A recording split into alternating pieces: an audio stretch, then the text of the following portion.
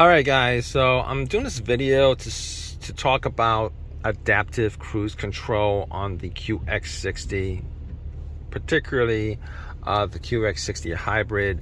Now if you guys have adaptive cruise control, that button should be right about here, and you can actually turn it on.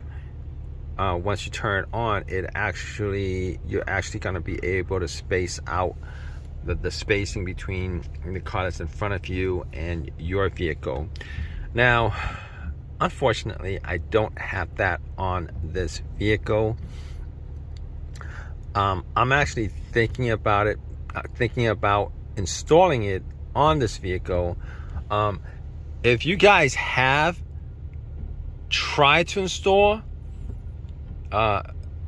active cruise control or lane keep assist on a vehicle that didn't have it coming out the factory, drop me a comment in the comment section. I'll probably be putting up more videos on this experiment, I guess, if I'm gonna go through with it. I'm not quite sure yet. I'm actually thinking about, if I had to think about it, adaptive cruise control pretty much works off of either a radar or the camera system, and I think it actually does work off the camera system. And when I say camera system, there's a camera installed on the other side of this mirror here, and I actually do have that, and I don't have lane keep assist on this vehicle, but I do have warnings.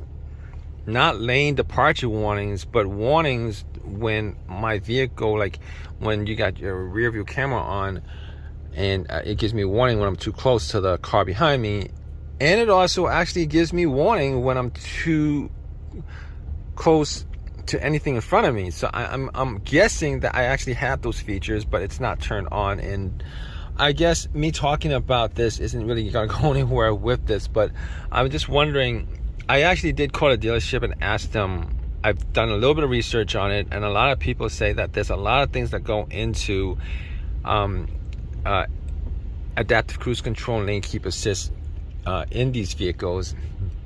And dealerships and apparently Google, a lot of boards in Google, a lot of people are saying that it's just not worth doing it because it's just too. No, it's just